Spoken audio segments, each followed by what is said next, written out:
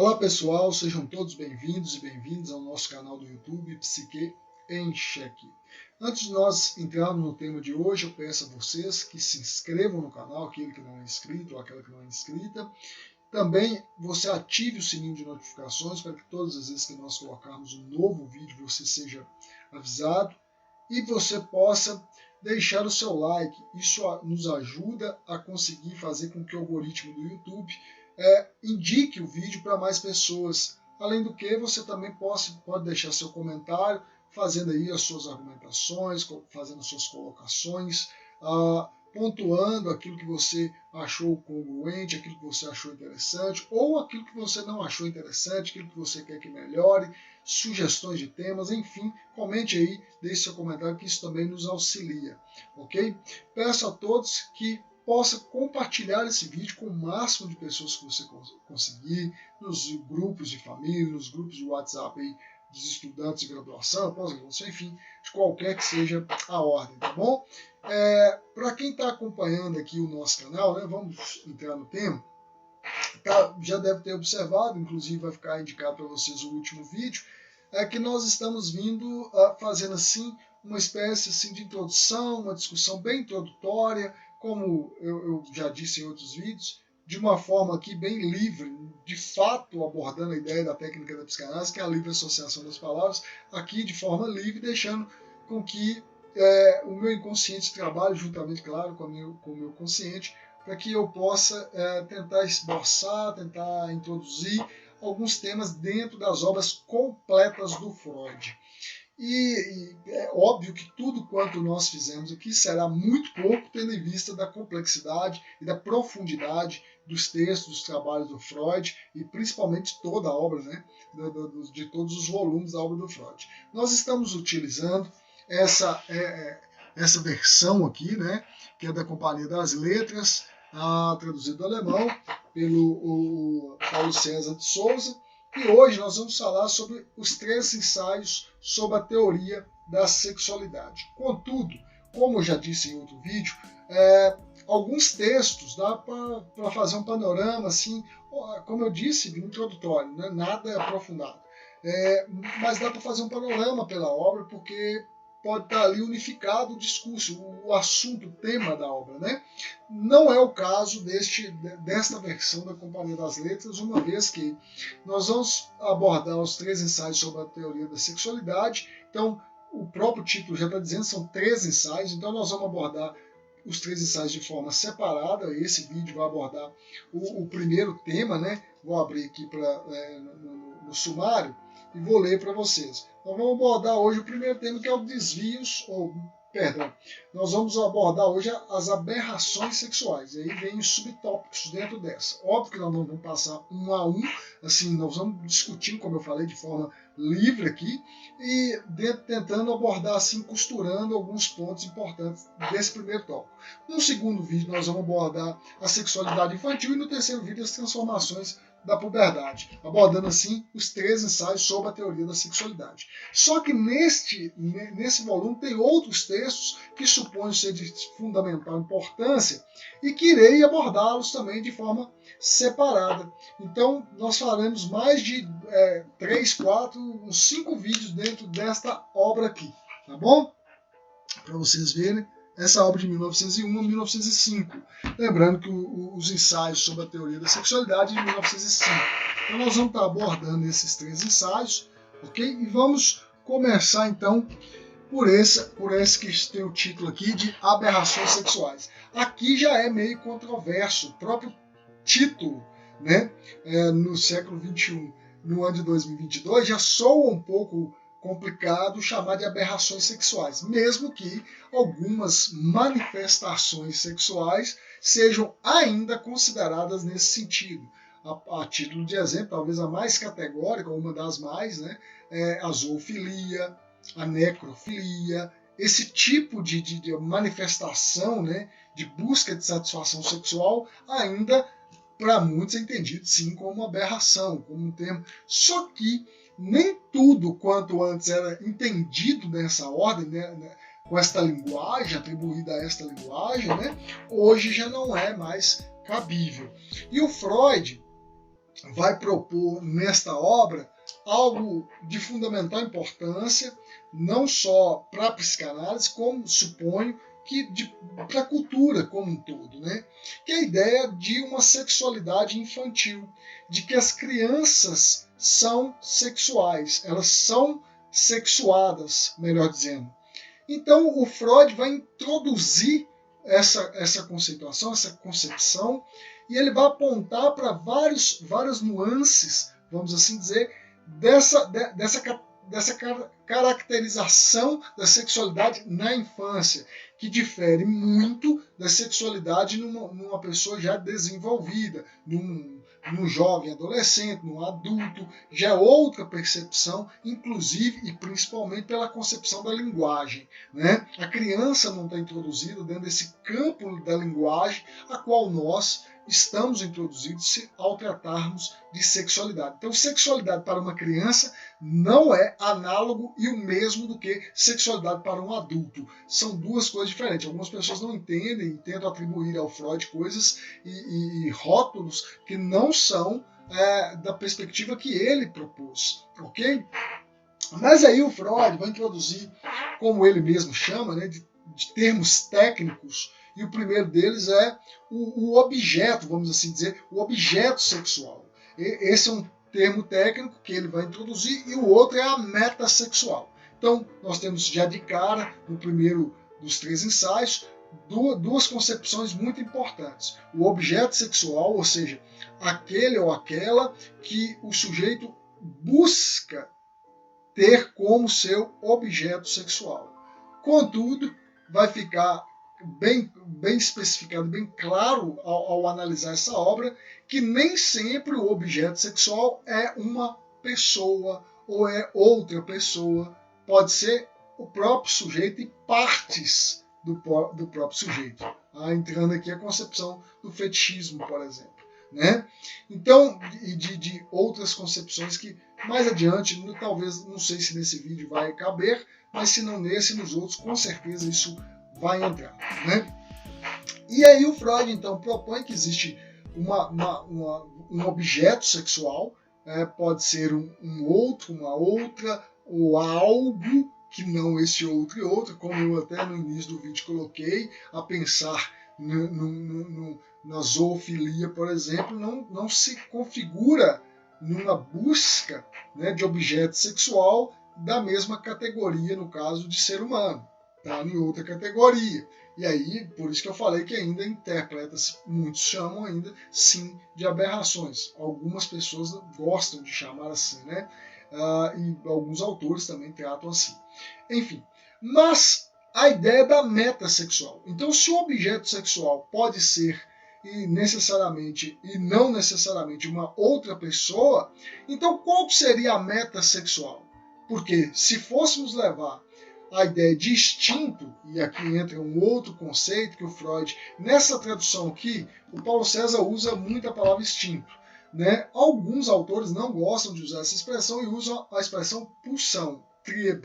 Do lado do alemão, eles traduzem por pulsão e não por instinto. Enfim, para fazer essa distinção entre o instinto animal e isso, né, que é primitivo no ser humano, que vem da ordem do inconsciente, que é essa busca de satisfação, né, dentro do processo evolutivo de preservação da espécie, de alimentação, enfim, que está presente no ser humano. Então gostam de diferenciar, algumas outras traduções não utilizarão a expressão instinto, mas utilizarão a expressão pulsão.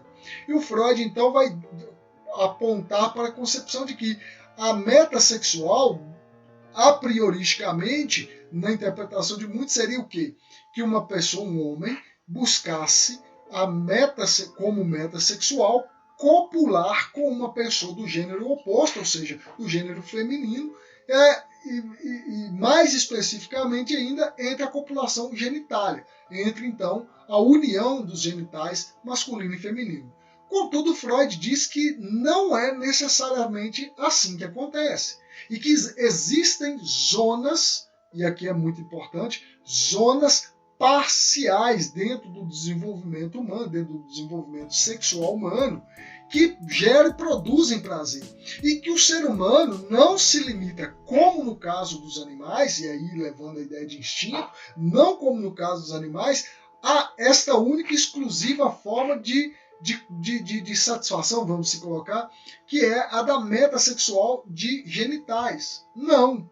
O Freud aponta que existem zonas no corpo humano que são utilizadas para obtenção de prazer sexual e então estes são importantes dentro do desenvolvimento humano. Não à toa que mais tarde, depois no outro vídeo vai ficar mais, nós vamos andar mais nisso, a ideia do desenvolvimento, né? Da fase oral, da fase sádico-anal, da fase fálica, da fase da latência e da fase genital. Então, para o Freud, o ser humano vai se desenvolvendo e vai tendo zonas erógenas onde o ser humano muitas vezes fica ali obtendo prazer com aquilo, né? Em especial na infância. E por isso que a sexualidade na concepção do Freud e da psicanálise é importante, porque, como eu disse no início do vídeo, a criança não é introduzida no campo da linguagem para discursar sobre o que é sexualidade como nós adultos o somos. Então a criança entende, por isso que a sexualidade é importante, como eu estava dizendo na psicanálise, porque ela entende que aquilo dá prazer. Ela não entende que aquilo é da ordem do sexual, mas apenas que aquilo traz satisfação a ela. E ela quer então buscar mais e mais satisfação com essas zonas erógenas, tanto a oral, ao mamar o seio da mãe, ao receber um alimento ali, ela vai sentindo prazer e ela não tem ainda condição de interpretar o que é do campo para ser suprido uma alimentação nutricional do seu organismo e o que é o prazer que nós denominamos como prazer sexual, prazer erótico, enfim. Por isso que é importante a sexualidade dentro da concepção da psicanálise, porque só a partir dessas primeiras impressões de satisfação ou insatisfação, ou seja, de prazer ou também de desprazer, que o ser humano vai se formando e o caráter e a personalidade do ser humano vai se formando. Então Freud aponta que o ser humano tem fases na vida que dá a ele satisfação e ele, então, ou ela, vai se formando a partir disso. E que o objeto sexual do ser humano não está posto a priori pelo instinto, pela biologia. Ou seja, ele pode buscar como objeto sexual outra coisa que não uma pessoa do gênero oposto a ele, ou então nem mesmo uma pessoa de um gênero humano, podendo ser, como eu já citei aqui, outras categorias, vamos assim dizer, né, de seres, ou de coisas, ou de objetos, enfim, que o ser humano queira ter satisfação sexual com ele. Então está aqui uma ideia de objeto sexual, bem como de meta. A meta natural seria o quê? Natural não é a melhor expressão. Mais comum, ou esperada, acho que é a melhor expressão, a meta esperada, né? A expectativa que fosse um homem buscar como meta uma mulher, ou a genital, e mesmo assim para a copulação dos genitais. Contudo, não é assim. Freud está dizendo, não é assim que o ser humano funciona. Por isso, o Freud aproxima nesses textos, dos 3 ensaios, a perversão muito dos psiconeuróticos, ou das neuroses de transferência, enfim, da estrutura psíquica que a qual ele denominou de neurose. Porque, para ele, tem certas relações dos neuróticos que se aproximam das perversões. Porque nem tudo que se coloca na relação sexual tem como fim último, ou como ele chama, né, de preliminar, vai existindo questões preliminares até que chegue à copulação. A relação sexual geralmente passa por esse campo. Tem um beijo, tem um olhar, tem outras coisas, tem outras nuances que atravessam a sexualidade. E não necessariamente une-se para copular e acabou, como fazem os animais. O ser humano tem outras coisas. Ele busca se manifestar de outra forma e busca satisfações de outra forma. Porque tem prazer com outras formas, com outras partes do seu corpo que não com os genitais. Por exemplo, quem gosta de olhar, observar o outro seria então o olho se torna essa parte de satisfação sexual, ou de ficar, ou ser observado, né? Ou no caso do masoquismo, a pele inteira se torna erógena, porque o sujeito sente prazer na subjugação, na humilhação, na satisfação, não é necessariamente prazer na dor, mas satisfação com a dor, né? Então é muito importante esses primeiros textos do Freud, dentro dessa categoria aqui dos 3 ensaios, porque vai nos introduzindo conceitos que depois vão ser importantíssimos dentro da psicanálise, dentre os quais já citei a pulsão, né? E que depois lá ele vai elaborar de forma mais categórica em pulsão de vida e pulsão de morte, né? Mas isso já mais à frente de 1920, 1923, enfim. Então você vai percebendo que a sexualidade humana, e aqui está o ponto, porque tudo da psicanálise é sexual, por causa dessas primeiras impressões que a infância nos deixa, que deixa esses traços mnemônicos, esses traços de memória de satisfação sexual, e a qual a gente sempre, depois ele vai colocar a ideia do repetir, né, de busca, de repetir, repetir, repetir, a gente fica buscando, tentando repetir essas sensações de prazer que a gente obteve na nossa infância, quando a gente era pequeno, pequena. Então, aqui a ideia de objeto sexual, metasexual, a ideia de, aqui eu vou chamar de pulsões, ou de instintos, ou do instinto humano aqui, que ele vai traduzir, aqui o Paulo Coelho traduz por instinto, mas que os autores gostam mais de pulsão, e dessas partes das zonas erógenas que existem no corpo humano. Então, aí, quando um adulto, né, busca satisfações sexuais, só de determinada forma, de determinada maneira, o que pode estar acontecendo nesses casos? Está havendo uma regressão a uma destas fases da infância, aonde o sujeito, então, fica ali buscando, como na infância, obter satisfação só daquele modo, só daquele jeito. E quando o sujeito volta e fixa-se nisso, aí há o que o próprio termo já diz, uma fixação nesta fase da infância, né? A qual depois, mais adiante, vai poder se perceber que se transforma ou se traduz isso como sendo as perversões. O sujeito fica fixado, primeiro ele vai regredindo, regredindo, regredindo do ponto de vista psíquico, na busca de satisfação, regride até uma fase dessa da infância e fixa-se nela, podendo aí então pensarmos na ideia de perversão. Mas perceba que os neuróticos têm, vez ou outra, constantemente, essas regressões a essas fases infantis. Está aí categorizada a ideia de infantilismo da sexualidade nos neuróticos, porque ficam buscando a todo instante fixar-se, ou regredir, melhor dizendo, nessas fases infantis de busca de satisfação. Ok? Eu espero, assim, ter passado com você de forma muito simples, né? Mas é só para se ter uma concepção, não fiquei preso a termos técnicos, mas é para você ter um olhar panorâmico desse primeiro dos 3 ensaios sobre o que mais ou menos o Freud está tentando discutir. Então, a ideia de objeto sexual, de metasexual, a ideia de tentar apontar para como que o ser humano apresenta-se de uma outra forma, né, que não a dos animais. E eu me esqueci de um detalhe que preciso ressaltar, não posso fechar o vídeo sem dizer, que o Freud introduz a ideia do ser humano nascer com a concepção, a possibilidade de bissexualidade. Por que eu não posso fechar esse vídeo sem citar isso? Porque, para o Freud, o ser humano nasce, então, com essa predisposição de bissexualidade. Não tem um objeto específico a qual ele terá como meta para a sua satisfação sexual. Então, aqui já entra, e o Freud está tentando distanciar os homossexuais dentro disso que na sua época já chamavam de aberrações sexuais. Então, o Freud já está tentando distanciar as pessoas homoafetivas desse campo, né? Algumas pessoas gostam de acusar o Freud, e de fato tem momentos que o Freud coloca em seus textos o seu patriarcalismo, o seu momento histórico, as concepções culturais do seu momento, do seu tempo. Contudo, eu suponho não ser possível assim, não reconhecer na possibilidade que o Freud está introduzindo dentro do campo da sexualidade humana, né? Ao já propor essa ideia de bissexualidade, de possibilidade bissexual.